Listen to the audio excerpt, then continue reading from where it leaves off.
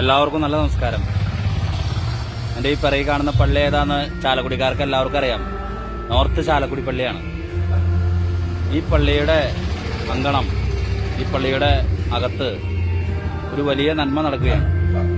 നമുക്കറിയാം, ഈ കാലഘട്ടത്തിൽ രോഗികളുടെയും കിടപ്പ് രോഗികളുടെയും വാർദ്ധക്യകാല ജീവിതം നയിക്കുന്നവരുടെയൊക്കെ അവസ്ഥ എന്ന് പറഞ്ഞു കഴിഞ്ഞാൽ വളരെ ബുദ്ധിമുട്ടേറിയ സാഹചര്യങ്ങളിലൂടെയാണ് അവർ കടന്നു പോകുന്നത്.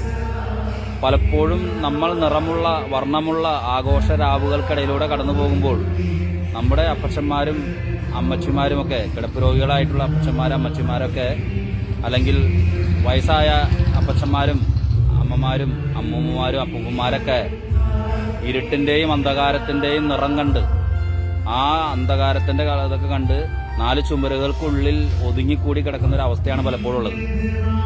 ഇതിൽ നിന്നും ഒരു മാറ്റം അവർക്കും അവരെയും ഈ സമൂഹത്തിന്റെ ഉള്ളിലേക്ക് കൊണ്ടുവന്ന്, ഇടവക സമൂഹത്തിന്റെ ഉള്ളിലേക്ക് കൊണ്ടുവന്ന് അവർക്കും ആഘോഷിക്കാനും സന്തോഷിക്കാനും ഒരു ദിവസം ഒരുക്കുന്ന, അവരെയും ഓർമ്മിക്കുന്ന, അവർക്ക് വേണ്ടി അവരും ഈ ഇടവക സമൂഹത്തിന്റെ ഭാഗമാണെന്നുള്ള ഒരു ഇടപെടൽ നടത്തുന്ന കാര്യമാണ് നോർത്ത് ചാലക്കുടി പള്ളിയിലെ സോഷ്യൽ ആക്ഷൻ ഫോറത്തിന്റെ നേതൃത്വത്തിൽ ഇവിടെ നടക്കുന്നത്.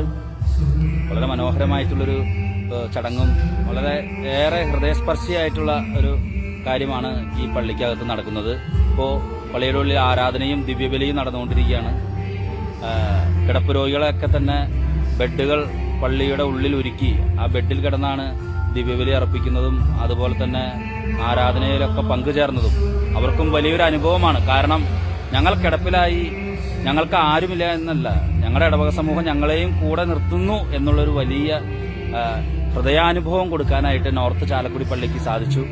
നമുക്ക് ആ മനോഹരമായിട്ടുള്ള ഹൃദയാർദ്രമായ കാഴ്ചകളിലേക്ക് കടന്നില്ല.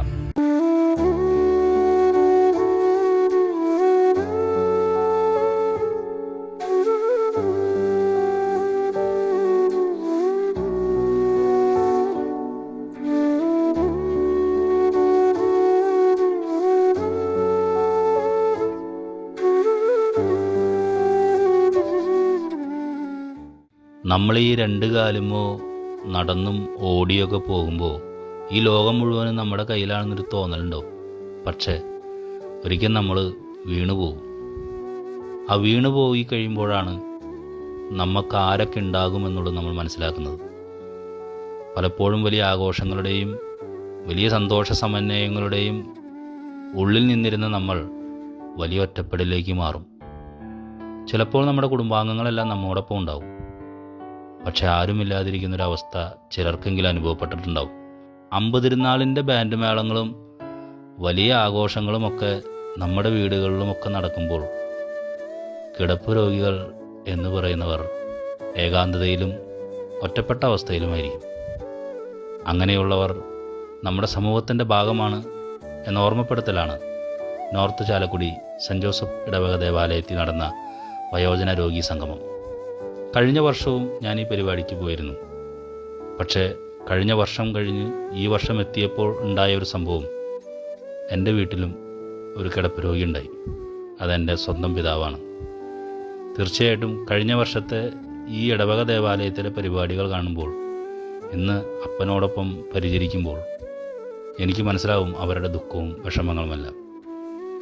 ഈ സെൻറ് ജോസഫ് ഇടവക ദേവാലയത്തിലെ മുഴുവൻ ഭാരവാഹികൾക്കും ഇടവക വികാരിക്കും ഇത്തരത്തിലുള്ള ഒരു പരിപാടി സംഘടിപ്പിച്ച സോഷ്യൽ ആക്ഷൻ ഫോറത്തിനും ഹൃദയ പാലിയേറ്റീവ് കെയറിനുമെല്ലാം പ്രത്യേകം നന്ദി അർപ്പിക്കുകയാണ്. നോർത്ത് ചാലക്കുടി സെൻറ് ജോസഫ് ഇടവക ദേവാലയത്തിൽ നടന്ന വയോജന രോഗി സംഗമത്തിൽ ഹൃദയ പാലിയേറ്റീവ് കെയർ രൂപത ഡയറക്ടർ ഫാദർ ഷാജു ചെറിയത്ത് മുഖ്യ കാർമ്മികനായി ബലിയർപ്പിച്ചു. Father Rindo Thekkinath, father Joseph Maliyekkal എന്നിവർ സന്ദേശം നൽകി. കുമ്പസാരം, വിശുദ്ധ കുർബാന, സന്ദേശം, പരിശുദ്ധ കുർബാനയുടെ ആശീർവാദം എന്നീ കർമ്മങ്ങളും മുതിർന്ന വയോജനങ്ങൾക്ക് ആദരവ്, സ്നേഹവിരുന്ന് എന്നീ പരിപാടികളും വയോജന രോഗി സംഗമത്തിൽ ഉൾക്കൊള്ളിച്ചിരുന്നു. ഇടവകയിലെ രോഗികളെയും വയോജനങ്ങളെയും ഇടവക സമൂഹത്തോട് ചേർത്ത് നിർത്തിയ പരിപാടി ഏറെ ഹൃദയാർദ്രമായി.